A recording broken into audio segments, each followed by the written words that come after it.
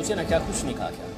जो हमसे टकराएगा चूर चूर हो जाएगा, चुनाव के बाद देख लेंगे, चुनाव बाद हमारा समय आएगा, लड़ना है, ये सब तो अब हो रहा है। मतलब बंगाल में ममता के खिलाफ चुनाव लड़कर बीजेपी ने गलती कर दी क्या? मतलब बीजेपी को चुनाव लड़ना ही नहीं चाहिए था। यही शायद बीजेपी का सबसे बड़ा गुनाह था कि चुनाव लड़ लिया लोकतांत्रिक तरीके से, जिसकी सजा चुनाव के बाद बीजेपी कार्यकर्ताओं और उसके समर्थकों को चुकानी पड़ रही है जान देकर। क्या बदला लेने के लिए लोकतंत्र को लहू तंत्र में बदल दिया गया है? आपको याद होगा ममता बनर्जी ने खुलेआम कहा था, चुनाव जीतकर आने दो तब देखेंगे।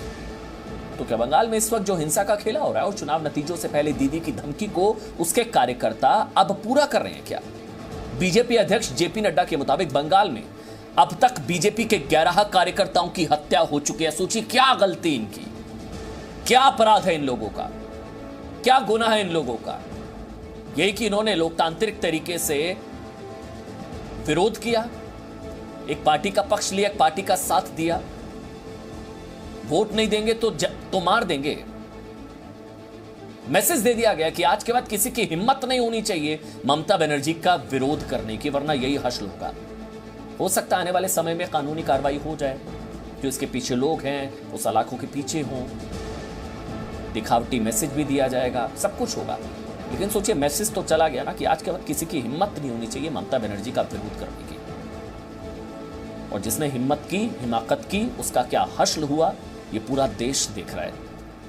मैसेज दे दिया गया है। बीजेपी समर्थक परिवार की 2 महिलाओं का गैंगरेप हो चुका है। ये तो पहले कह दिया गया था, वोट दो नहीं तो जान दो। 2 तारीख से अब तक बंगाल के करीब करीब हर जिले में राजनीतिक हिंसा, आगजनी, बमबाजी सब कुछ हो रहा है, हत्याएं हो रही हैं। इस सियासत के सीरियल किलर जानते हैं खुलेआम घूम रहे हैं। और आप सोशल मीडिया पर 2 टॉपिक ट्रेंड कर रहे थे, बहुत ध्यान से सुनिएगा। एक था ममता बनर्जी हत्याएं बंद करो, ये ट्रेंड था, top trend all over India. दूसरा था बंगाल जल रहा है, बंगाल बर्निंग। तीसरा था प्रधानमंत्री और गृहमंत्री का क्या कर रहे हैं। और सोशल मीडिया पर यह सवाल इसलिए पूछे जा रहे थे क्योंकि बंगाल में इस वक्त राजनीतिक विरोधियों का खून बह रहा है। बार बार कहा जाता है मोदी फासिस्ट है, फासिज्म। बंगाल में क्या हो रहा है? ये लोकतांत्रिक है, ये संवैधानिक है।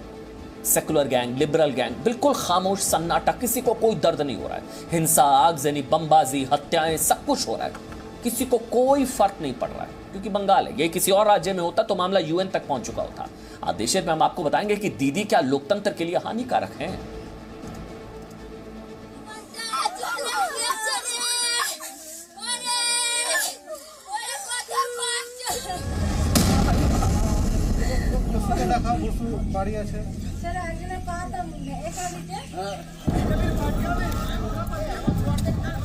भद्रलोक अगर इतना भयानक होता है तो वो लोग शुक्र मनाएं कि जो बंगाल में नहीं रहते, जहां इस वक्त घर चल रहे हैं,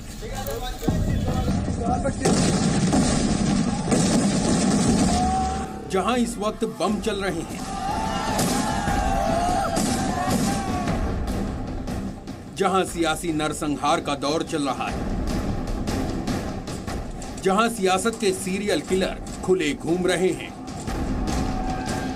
जहां घर लूटे जा रहे हैं, जहां खूनी खेला चल रहा है। बीजेपी का आरोप है कि चुनाव नतीजों के बाद टीएमसी ने बंगाल में लोकतंत्र को लहू तंत्र बना दिया और टीएमसी का ये लहू तंत्र अब तक 11 बीजेपी कार्यकर्ताओं की जान ले चुका है। ममता जी के राज में सबसे ज्यादा रेप केसेस हुए। हमारे 3 दिन के अंदर 2 रेप केसेस टीएमसी के गुंडों के द्वारा हुआ है, गैंग रेप हुआ। अभी तक 11 लोगों की हुई है। सबसे ज्यादा एसिड अटैक्स यहाँ पर हुआ, सबसे ज्यादा वायलेंस यहाँ पर हुआ है, सबसे ज्यादा डोमेस्टिक वायलेंस यहाँ पर हुआ है। महिलाएं सबसे ज्यादा असुरक्षित हैं। सवाल ये है कि जब टीएमसी सियासत का खेला जीत चुकी है तो फिर बंगाल में हिंसा का खेला क्यों? तो इस सवाल का जवाब जानने के लिए आपको फ्लैशबैक में जाना होगा। याद कीजिए दीदी की वो धमकी जब उन्होंने कहा था सेंट्रल फोर्स को बंगाल से जाने दो, उसके बाद हम ही रहेंगे, उसके बाद हाथ जोड़ोगे। সে বুঝতে পারবে আগামী দিন তো আমরাই থাকবো, তখন আমরা দেখে নেব। ভোটের পরে তো সব পালাবে, তখন বলবে আর কিছুদিন সেন্ট্রাল ফোর্সকে রেখে দাও, আর কিছুদিন সেন্ট্রাল ফোর্সকে রেখে দাও যেন আমাদের বাঁচিয়ে দেয়। তারপর তারপর बीजेपी का आरोप है कि दीदी ने चुनाव के वक्त जो धमकी दी थी वो उनके दुलारे चुनाव के बाद पूरा कर रहे हैं। इस वक्त बंगाल चल रहा है, राजनीतिक क्रूरता चरम पर है और इसके शिकार हर ओर हैं।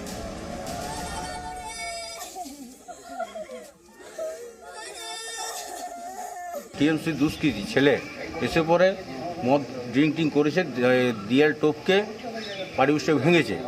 তারপর বড়বাবুকে জানিয়েছিলাম, বড়বাবু কী করেছিল, দুটি সিভিক পুলিশ পাঠিয়েছিল। কালকে রাতে আমরা কেউ ছিলাম না বাড়িতে, আমার বাড়িতে আগুন জ্বালিয়ে দিয়েছি। বিজেপির লোকজন এসে আমাদেরকে হামলা করে, এর মধ্যে 4 জনকে মধ্যে 3 জনকে আহত করে দেওয়া হয়। माँ माटी और मानुष दीदी का चुनावी नारा है और इस नारे की असलियत देखिए। नादिया में टीएमसी कार्यकर्ताओं पर बीजेपी कार्यकर्ता की मां को मार मार कर मार डालने का आरोप लगा। माटी लूटी जा रही है और आम आदमी से लेकर सुरक्षा बलों के मानुष का रक्त बह रहा है, लेकिन जो लोग बंगाल को रक्त स्नान करा रहे हैं उनके दिल में टीएमसी के लिए बेहद सहानुभूति है। सुनिए टीएमसी के समर्थक हत्यारों को हत्यारा मानने को भी तैयार नहीं। आप नहीं बोलेंगे, आप नहीं बोलेंगे उनको दंगाई, आप नहीं बोलेंगे उनको आतंकी। मनोजीत मंडल, आप बोलिए ना, वो दंगाई है, वो आतंकी है। ये लोग आतंकी है। जो बात भड़का वाली बात अभी बंगाल तो भगवान ही भला करे ऐसे प्रदेश का जहां राजनीति में प्रायोजित नरसंहार चल रहा है, हिंसा और खून खराबा मचा है और मुख्यमंत्री कह रही हैं कि प्रदेश के इस हाल के लिए बीजेपी जिम्मेदार है। ब्यूरो रिपोर्ट, जी मीडिया।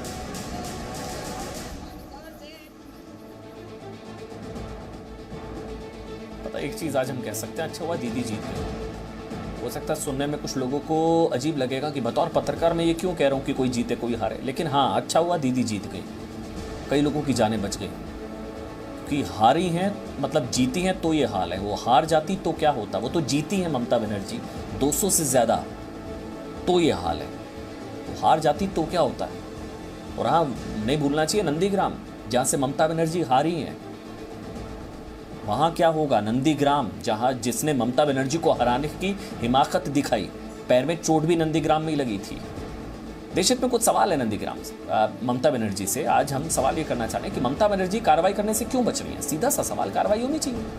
क्या दीदी की शांति की अपील सिर्फ दिखावा है क्या हिंसा बीजेपी से बदले की राजनीति है। जो बार बार कहा जाता है ना, बदलापुर बदलापुर, ये बदले के लिए सब हो रहा है क्या, कि तुमने हिम्मत कैसे कर दी बीजेपी का साथ देने की। बंगाल में रहना है, दीदी दीदी कहना है, किसी की हिम्मत नहीं होनी चाहिए, ये तानाशाही होती है। क्या टीएमसी का सियासी चरित्र ही खून खराबा है क्या पुलिस ने बंगाल हिंसा होने का मौका दिया। पुलिस कहां थी, सबसे बड़ा सवाल। देखिए, बिहार में कल से 15 दिनों तक संपूर्ण लॉकडाउन रहेगा, लेकिन इससे पहले एक बड़ी खबर मुझे बताया जा रहा है कि एक बड़ी खबर है। हेमंता बिस्वा शर्मा की तरफ से एक ट्वीट किया गया है। वो ये दावा कर रहे हैं कि बंगाल से कई परिवार जो है छोड़कर अब असम आ रहे हैं। ये 300 से 400 बीजेपी कार्यकर्ता और उनके जो परिवार वाले हैं वो अब असम आ रहे हैं। पलायन हो रहा है, परिवारों का पलायन हो रहा है, ये दावा कर रहे हैं। ये दावा हेमंत बिस्वा शर्मा का है।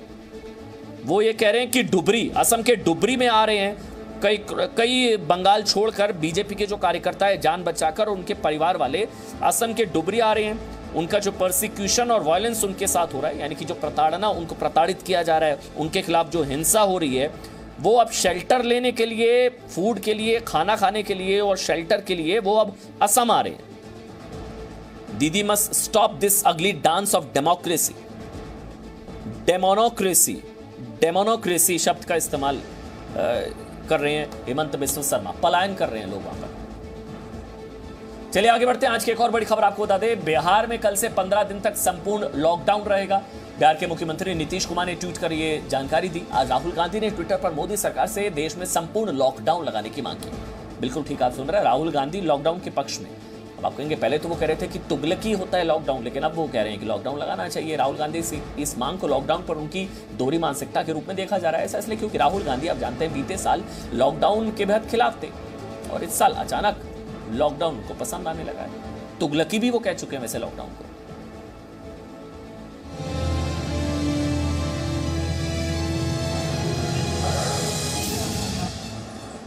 लॉकडाउन पर राहुल गांधी का डबल स्टैंडर्ड क्यों? साल 2020 में लॉकडाउन लगाए जाने का विरोध करने वाले राहुल गांधी साल 2021 में लॉकडाउन लगाने की मांग कर रहे हैं। वायनाड से कांग्रेस सांसद राहुल गांधी का दावा है कि कोरोना के प्रसार को रोकने के लिए संपूर्ण लॉकडाउन जरूरी है। राहुल गांधी ने ट्वीट किया, भारत सरकार नहीं समझ रही है, कोरोना के प्रसार को रोकने का अब सिर्फ एक ही उपाय है, संपूर्ण लॉकडाउन। लेकिन कमजोर तबकों को न्याय योजना की सुरक्षा के साथ सरकार की निष्क्रियता निर्दोष लोगों की जान ले रही है।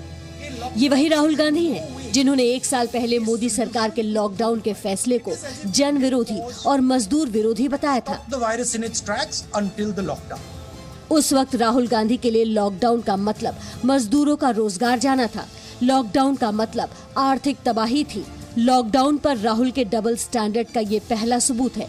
और दूसरा सबूत ये है कि राहुल गांधी संपूर्ण लॉकडाउन के पक्ष में तो हैं, लेकिन जिन राज्यों में उनकी पार्टी की सरकार है वहां अब तक संपूर्ण लॉकडाउन नहीं लगा है। बीजेपी ने राहुल गांधी की इस दोहरी मानसिकता पर सवाल उठाया है। राहुल गांधी की इसी हरकत को कहते हैं पर उपदेश कुशल बहु तेरे। आप कांग्रेस शासित राज्यों में लॉकडाउन की प्रक्रिया का पालन क्यों नहीं करते हैं? आप भारतीय जनता पार्टी को, आदरणीय नरेंद्र मोदी जी को, केंद्र सरकार को आए दिन उठकर प्रवचन देते हैं, लेकिन यही प्रवचन आप अपने राज्य के मुख्यमंत्रियों को क्यों नहीं देते? बीजेपी का एक और विरोधी दल AIMIM भी लॉकडाउन पर राहुल गांधी की वर्तमान राय से इत्तेफाक नहीं रखता। मैं लॉकडाउन के खिलाफ हूँ। ये हिमाकत करने की बातें हैं। लॉकडाउन से ये होगा कि या तो गरीब भूख से मर जाएगा या कोविड से मर जाएगा। आपको कंट्रोल करना है। कर्फ्यू आप लगा रहे हैं, बहुत अच्छा है, कर्फ्यू चल रहा है। असदुद्दीन ओवैसी के साथ कम से कम ये तो है कि वो लॉकडाउन पर राहुल गांधी की तरह साल बदलते ही अपने विचार नहीं बदल देते। ओवैसी कल भी लॉकडाउन के खिलाफ थे, आज भी लॉकडाउन के खिलाफ है। लेकिन राहुल गांधी को तो इस सवाल का जवाब देना चाहिए कि लॉकडाउन पर वो साल 2020 में सही थे या अब सही हैं। और अब बात कोरोना को और खतरनाक बनाने वाली उन गलतियों की जिसका खामियाजा जानते हैं पूरा भारत भुगत रहा है। IPL की टीमों में बढ़ते कोरोना के मामले को देखते हुए BCCI ने इंडियन प्रीमियर लीग IPL को टालने का फैसला कर लिया है। मजबूरी में लिए गए BCCI के इस फैसले को आप सही फैसला कह सकते हैं। हालांकि BCCI को यह फैसला IPL शुरू होने से पहले ही ले लेना चाहिए था, लेकिन अच्छी बात कम से कम ये रही कि बीच में ही सही IPL को अब टाला गया है। नहीं तो अगर विधानसभा चुनाव और पंचायत चुनाव की तरह IPL जारी रहता तो महामारी पर काबू पाने की उम्मीद और कम होती। कैसे हमारी कुछ गलतियां, कुछ लापरवाहियां सेहत और सुरक्षा की दृष्टि से देश पर भारी पड़ी हैं, समझना चाहिए आपको इस रिपोर्ट में।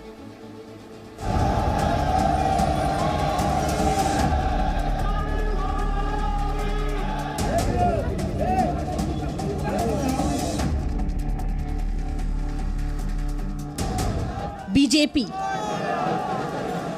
TMC, Congress, Samajwadi party, BSP, DMK, AIADMK, LDF और UDF। देश के ये सभी राजनीतिक दल माने या ना माने, लेकिन लोगों की नजर में ये पार्टियां महामारी की दूसरी लहर की वजह है।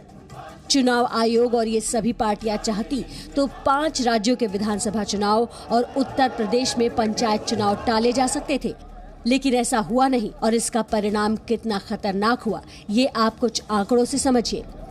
26 फरवरी को जब पश्चिम बंगाल समेत 5 राज्यों में विधानसभा चुनाव का ऐलान हुआ तो देश में एक दिन में कोरोना संक्रमण के 16,000 नए मामले आ रहे थे, जबकि पश्चिम बंगाल में भी कोरोना की रफ्तार बहुत धीमी थी। 26 फरवरी को पश्चिम बंगाल में सिर्फ 216 नए केस दर्ज हुए थे, जबकि भारत में दर्ज हुए नए मामलों की संख्या थी 16,577। 27 मार्च को बंगाल में पहले चरण का चुनाव हुआ। उस दिन कोरोना के 812 नए केस मिले और भारत में 62,258, यानी संक्रमण की रफ्तार एक महीने के दौरान 4 गुना अधिक थी। 2 मई को विधानसभा चुनाव के नतीजे आए और उस दिन बंगाल में कोरोना के 17,515 नए मामले दर्ज हुए, जबकि देश में दर्ज नए मामलों की संख्या थी 3,92,488।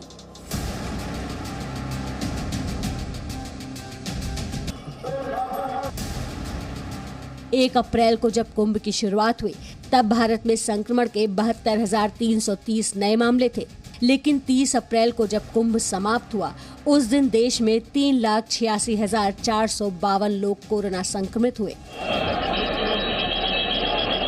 अब कुंभ समाप्त हो चुका है, चुनाव भी खत्म हो चुके हैं और IPL भी टाल दिया गया। लेकिन अगर समय रहते लोगों की सेहत और सुरक्षा को ध्यान में रखते हुए फैसले लिए जाते तो ऐसी महामारी से बचा जा सकता था।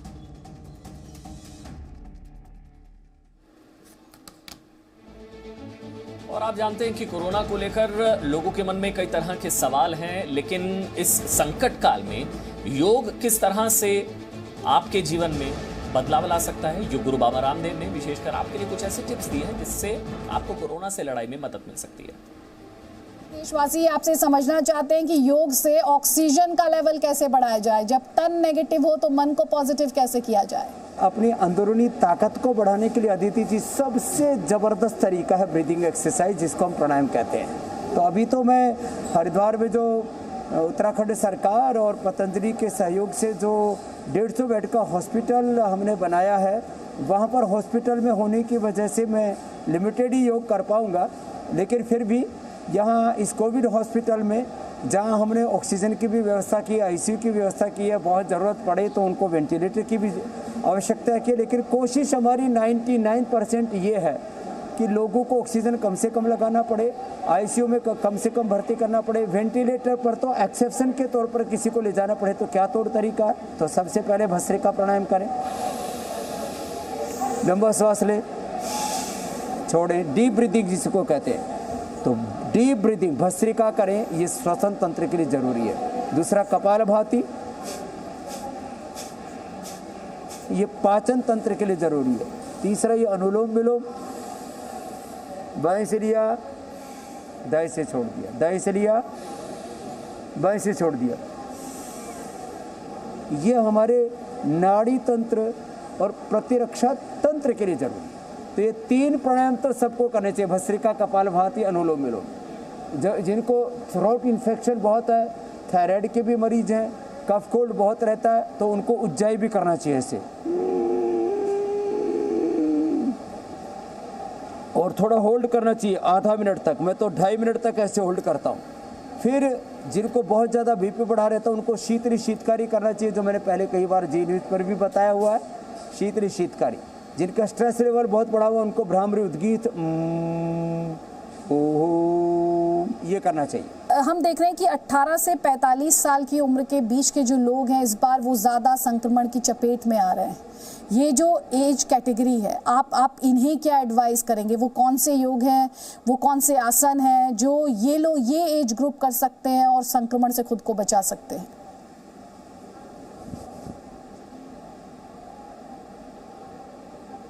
देखो, मेरी एज चाहे 54-55 की हो, मेरी जो बायोलॉजिकल एज है वो 25 की है। मैं अपने आप को कैसे फिट रखता हूँ? मैं कहता हूँ पसीना भगाओ, कोरोना मिटाओ। मैं सुबह उठ करके करीब 5 किलोमीटर की दौड़ लगाता हूँ, पूरा पसीना बहाता हूँ, फिर सूर्य नमस्कार करता हूँ, फिर जो है पुशअप लगाता हूँ, दंड बैठक जिसको कहते हैं, वो 50-50, 100-100 पुशअप लगा लेता हूँ। मैं करीब 20 मिनट पसीना बहाता हूँ, करीब 250 ग्राम से लेकर के आधा लीटर पसीना मेरे शरीर से चूता है। हर जवान आदमी को सुबह उठ करके करना चाहिए। मैं आपको गारंटी देता हूँ, स्वामी रामदेव कभी कोरोना से संक्रमित नहीं होगा, ना आज तक हुआ। अभी कोविड हॉस्पिटल में बैठा हूँ, कितने कोरोना के पेशेंट मैंने अच्छे किए। तो क्यों?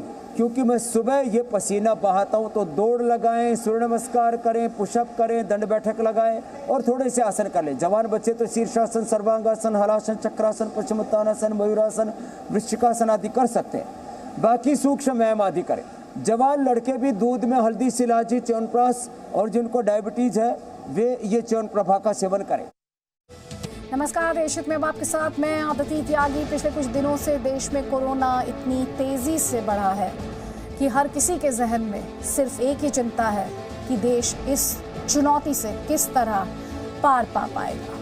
हम लगातार देख रहे हैं कि किस तरह ये आंकड़ा तेजी से ऊपर जा रहा है, चाहे वो संक्रमण का आंकड़ा हो या मौत का ग्राफ हो।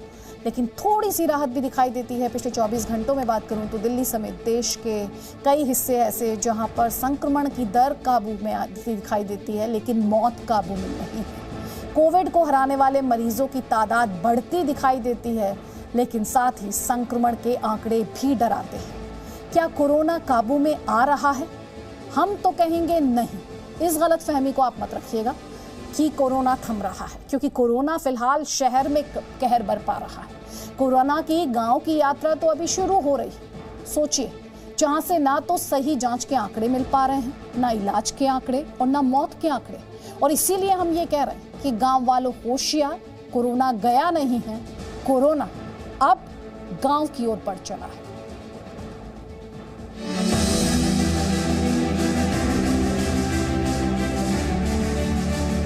बंदे जो रजिस्ट्रेशन नहीं कर पा रहे बाहर, हमारे पास ये वॉक इन रजिस्ट्रेशन भी अवेलेबल है।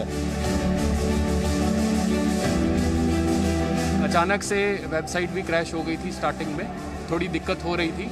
यंगस्टर्स को पहले थोड़ा पीछे रखा गया, हमारे लिए डेट बहुत लेट खुली, बट थैंक गॉड अब खुल गई है, तो हम जल्द से जल्द लगवाना चाहते हैं। ये दिल्ली की तस्वीर है। इस वैक्सीनेशन सेंटर पर 18 साल से ज्यादा और 45 साल से कम उम्र के लोगों का वैक्सीनेशन हो रहा है। एक दिन में सिर्फ 200 लोगों का ही वैक्सीनेशन होना है, लेकिन लोगों की संख्या कहीं ज्यादा है। ऐसी ही तस्वीर मुंबई की भी है। यहाँ भी 18 साल से ज्यादा उम्र के लोग वैक्सीन के लिए लंबी लाइन में लगे हुए हैं, लेकिन सबको वैक्सीन नहीं मिल पा रही है। देश के ज्यादातर हिस्सों में 18 साल से ज्यादा उम्र के लोगों के लिए वैक्सीन की वेटिंग लाइन कुछ ऐसी ही है। ऐसे में जो सवाल आपको सबसे ज्यादा परेशान कर रहा होगा वो ये कि आपको वैक्सीन कब लगेगी। आखिर वैक्सीन के लिए आपने जो रजिस्ट्रेशन किया है उसका क्या होगा? इसके समाधान के लिए हमने एक रिपोर्ट तैयार की है, जिसे देखकर आप पहले ये समझिए कि रजिस्ट्रेशन के बाद वैक्सीन लेने के लिए आपको क्या करना है। आरोग्य सेतु ऐप जैसे ही आप अपने मोबाइल में लॉगिन करते हैं, ये पेज खुलता है। ठीक है, इस पेज में तीसरा ऑप्शन है वैक्सीनेशन का। जब यहाँ आप जाते हैं तो आपका मोबाइल नंबर आपसे मांगा जाता है। आप अपना मोबाइल नंबर डालते हैं। मोबाइल नंबर वेरीफाई के लिए OTP आता है, OTP अभी ऊपर आएगा।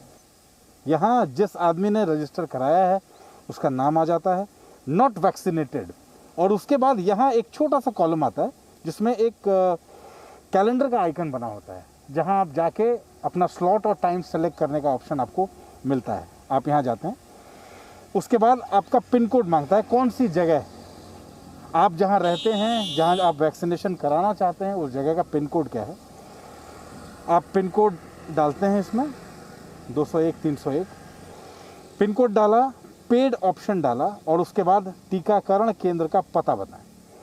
5 तारीख, 6 तारीख, 7 तारीख, 8 तारीख और 10 तारीख, 11 तारीख, बीच में 9 तारीख का एक स्लॉट नहीं है। यानी कि 5 मई से लेके 11 मई तक, अगर हम 9 मई को छोड़ दें तो 5 से 11 के बीच के तमाम स्लॉट्स इसमें दिखा रहा है, जिसमें आप वैक्सीनेशन करा सकते हैं, टीका लगवा सकते हैं।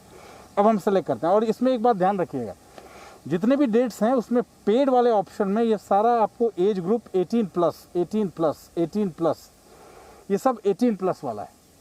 अब चलिए, जैसे हम मान लीजिए 10 तारीख है, 10 तारीख को हम सेलेक्ट करते हैं, सुबह 9 से 11 का स्लॉट। ठीक है, 10 तारीख सुबह 9 से 11 का स्लॉट। आगे बढ़ने के बाद आपकी चीज़ें दोबारा से वो वेरीफाई करता है, आपने कौन सा सेंटर सेलेक्ट किया है, कौन सी तारीख सेलेक्ट की है, कितने बजे का स्लॉट सेलेक्ट किया है, और उसके बाद कौन सा वैक्सीन है। इसको वो पुष्टि करने के लिए कहता है, कंफर्म करने के लिए कहता है। आप इसको दबाते हैं तो नीचे इसी पेज पे नीचे एक मैसेज आता है लिख के, this vaccination centre is completely booked for the selected date. लेकिन सवाल यहाँ ये है कि जब आपको वो स्लॉट दिखा रहा है, तारीख दिखा रहा है, समय दिखा रहा है कि भाई 9 से 11, 1 से 3, और वो सेलेक्ट भी हो रहा है, ऐसा नहीं उसमें आप जब क्लिक करते हैं या जब उसको दबाते हैं तो वो ऑन नहीं होता, वो इनेबल नहीं होता। वो इनेबल होता है, वो दिखाता है कि आप सेलेक्ट कर चुके हैं, लेकिन सेलेक्ट करने के बाद जब आप आगे बढ़ते हैं तो ये मैसेज आता है, this vaccination centre is completely booked for the selected date. आप ये तो समझ ही गए होंगे कि वैक्सीन की प्रक्रिया क्या है, लेकिन आपके मन में ये सवाल जरूर होगा कि जब अस्पतालों के पास ही वैक्सीन नहीं है तो आपको वैक्सीन मिलेगी कैसे। इसके जवाब के लिए हमने वैक्सीनेशन एक्सपर्ट से बात की। तो उन्होंने बताया कि वैक्सीन की डिमांड और सप्लाई में काफी अंतर है। अगले 15 दिनों में इस अंतर को कम किया जाएगा, जिससे 45 साल से कम उम्र के लोगों के वैक्सीनेशन में तेजी आएगी।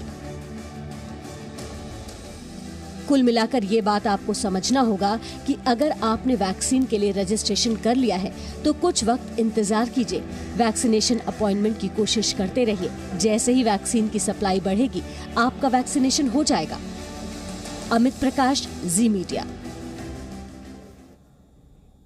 तो कोरोना के कारण देश में इस वक्त जो हालात हैं, बेशक वो चिंताजनक, लेकिन पूरा देश एकजुट होकर इस मुसीबत से लड़ भी रहा है। देश में कई चीजें ऐसी भी जिन्हें देखकर आपका हमारा हौसला बढ़ता है, उम्मीद जगती है। हम आपको कुछ ऐसी रिपोर्ट्स दिखाते हैं जिन्हें देखकर उम्मीद की किरण आपको भी नजर आएगी। मौत के कोहराम के बीच उम्मीद का उगता सूरज देखना आपके लिए जरूरी है, खास तौर पर तब जब देश करा रहा है। तब हर सजग हिंदुस्तानी वॉरियर भी अपने एंड पर कोशिश कर रहा है, चाहे वो दिल्ली की थोक दवा मंडी में लगातार काम कर रहे दुकानदार हों जिनके घरों में मौत हुई है लेकिन वो दवा की दुकानें खोल रहे हैं, चाहे फिर वो हेल्थ वर्कर्स हों जो आयुर्वेद की ताकत से ही 94% मरीजों को स्वस्थ कर घर भेज चुके हों और पूरे हौसले के साथ अब भी देश की सेवा में लगे हों।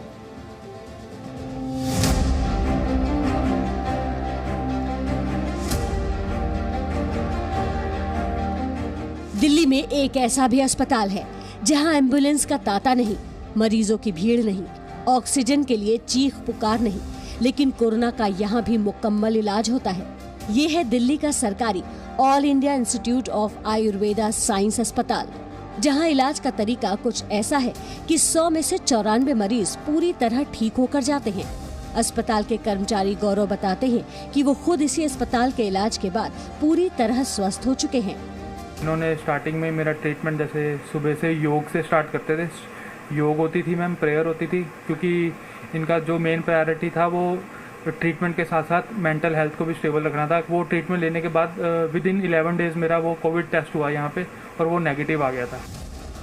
दिल्ली के सरिता विहार इलाके के इस अस्पताल के संसाधन सीमित हैं, लेकिन यहाँ इलाज मरीजों को भर्ती करके ही किया जाता है। अस्पताल की डायरेक्टर तनुजा निसारी यहाँ किए जा रहे इलाज के तरीके के बारे में बताती हैं। जो आयुर्वेद की आयुष 64 है, संचमनी वटी है, सुदर्शन गणवटी है, ये बार बार आप लेते रहिए। ये अणु तेल है और ये अणु तेल को एक तरह का ये नेजल शील्ड है कि उसको आपको नाक में उंगली पे लगा के आप लगाते रहिए। इस अस्पताल के इलाज में दवा तो है ही, मरीजों को योग प्राणायाम भी कराया जाता है और उनकी मानसिक सेहत का भी पूरा ख्याल रखा जाता है।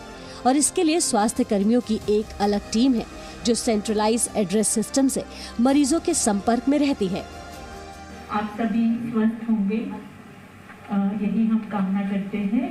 हमारा जो ट्रीटमेंट प्रोटोकॉल यहाँ है ये होलिस्टिक अप्रोच है। सुबह से लेकर रात तक पेशेंट क्या क्या करना है एक शेड्यूल बनाया हुआ है, उसका अकॉर्डिंगली शुरू होता है। एक योगा सेशन है और उसके बाद उनका खाना पीना ब्रेकफास्ट जो होलिस्टिक हमारा कैंटीन में बनता है वो सप्लाई होगा। उसके साथ साथ हर मेडिसिन का एक टाइम होता है, वो टाइम के अकॉर्डिंगली उनको मेडिसिन भी दिया जाता है। यहाँ कोरोना मरीजों के इलाज में मुख्य तौर पर आयुष 64 नाम की दवा और उसके साथ अणु तेल का इस्तेमाल होता है। जरूरत पड़ने पर एलोपैथिक दवाओं का भी सहारा लिया जाता है। 1980 में मलेरिया के लिए दवा आई थी जिसके बारे में हम बात कर रहे हैं, आयुष 64, और हाल ही में मंत्रालय ने भी कहा कि ये जो दवा है ये माइल्ड मरीजों में अच्छा काम कर रही है।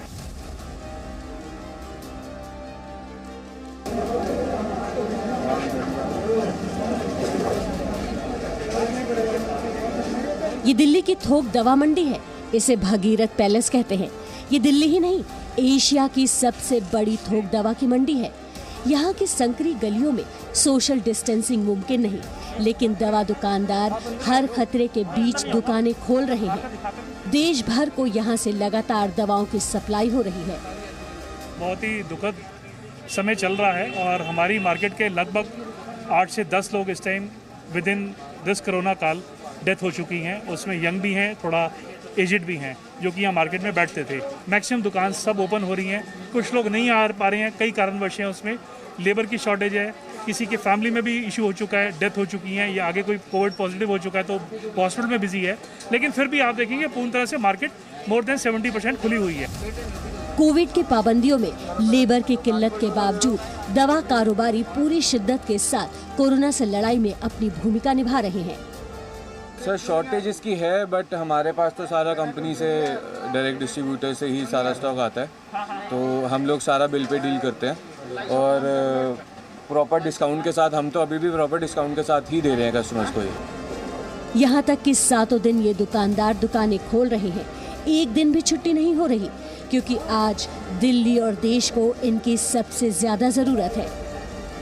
नीरज गौड़ के साथ पूजा मक्कड़, जी मीडिया, दिल्ली। और जी न्यूज़ पर हम आपको लगातार ये भी बता रहे हैं कि किस तरह कोरोना अब गांव की तरफ पांव पसार रहा है, गांव की तरफ बढ़ चला है। तस्वीरें आप अपनी स्क्रीन पर देख रहे हैं, ये तस्वीरें चिंता बढ़ाने वाली तस्वीरें हैं। ये तस्वीरें चिंता बढ़ाने वाली हैं। जरा सोचिए, कोविड का संक्रमण काल एक तरीके से युद्ध स्तर पर पूरा देश लड़ रहा है, तो क्या इस तरह की तस्वीरों की गुंजाइश आज की तारीख में होनी चाहिए? क्या इस तरह के जश्न की गुंजाइश होनी चाहिए? ये तस्वीरें बहुत अहम सवाल खड़े कर रही हैं और इसीलिए हम ये कह रहे हैं कि गांव में लोगों को बहुत ज़्यादा सतर्क, बहुत ज़्यादा सावधान हो जाने की ज़रूरत है, क्योंकि सावधानी ही बचाव है।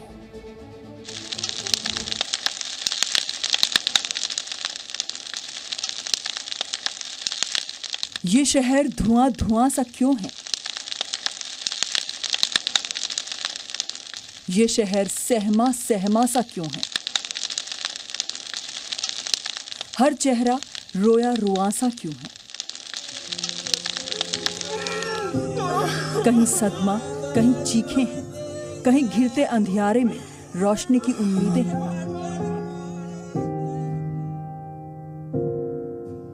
कहीं जख्म है तो कहीं जश्न है। ये कहरे कोरोना है या किस्मत का रोना है? इन्हें देखकर कौन कहेगा कि देश कोरोना से कराह रहा है? कौन कहेगा कि घर से बाहर खतरा है? कौन कहेगा कोरोना अभी थमा नहीं है? ये जश्न देख रहे हैं आप, न सोशल डिस्टेंसिंग, न चेहरे पर मास्क। जितने बेफिक्र प्रधान जी, उतने ही लापरवाह समर्थक। ये सोचकर भी दहशत होती है कि इनमें से कोई एक भी कोरोना संक्रमित होगा तो क्या होगा। ये उत्तर प्रदेश के संभल में प्रधान के चुनाव का हाल है। और संभल ही क्यों, सीतापुर की तस्वीर भी देख लीजिए। ऐसा जलसा हो रहा है मानो इन लोगों ने कोरोना का नाम तक नहीं सुना है। प्रधान जी से लेकर गांव वाले तक सारे के सारे सत्ता की चमक में ऐसी सनक के शिकार हैं कि महामारी की दहशत ना तो इन्हें दिखाई देती है और ना अस्पतालों से लेकर शमशान तक उठती चीखें और धुएं का इन्हें एहसास है।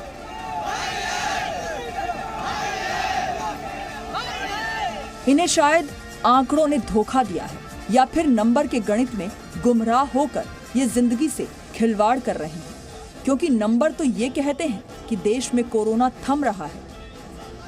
जिस दिल्ली में 26 अप्रैल को कोविड के 20,201 मरीज थे, उनकी तादाद 3 मई को 18,243 ही बच गई। जिस यूपी में 26 अप्रैल को कोविड के 33,551 मरीज थे, वो 3 मई को 29,052 रह गए। लेकिन इन घटते आंकड़ों के पीछे कोरोना की रफ्तार का कम होना नहीं, बल्कि लॉकडाउन और कर्फ्यू जैसे उपायों का इस्तेमाल बड़ी वजह है।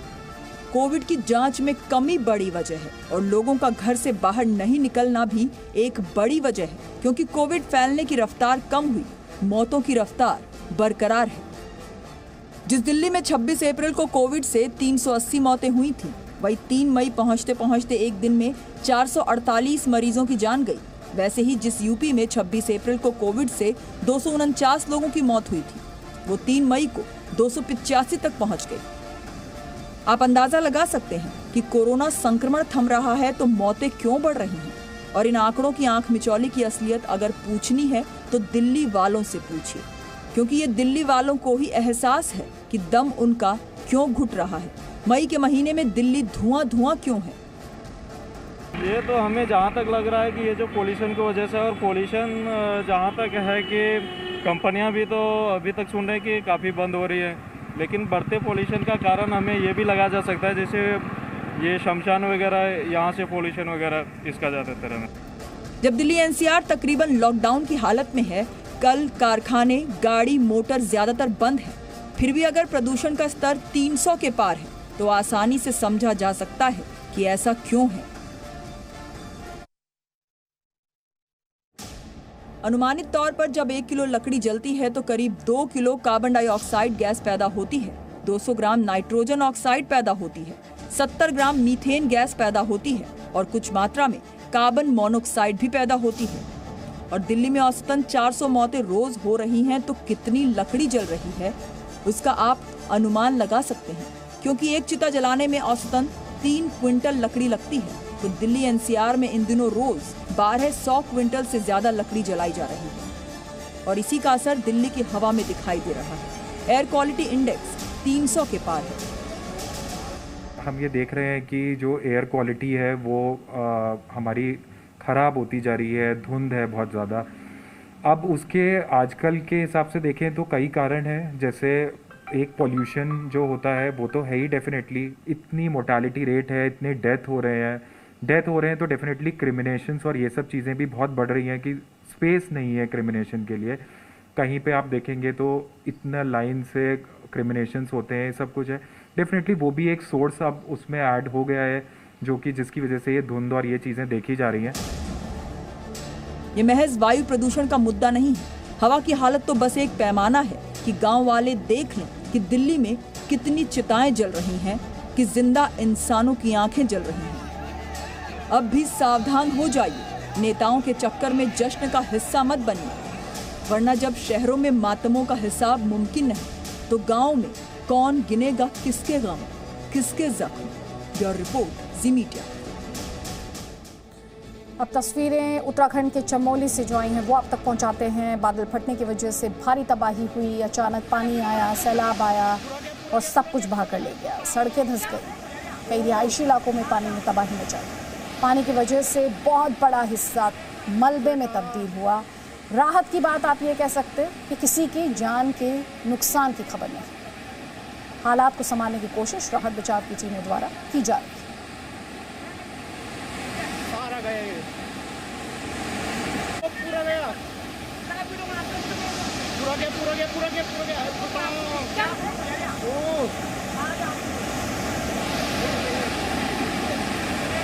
बेटा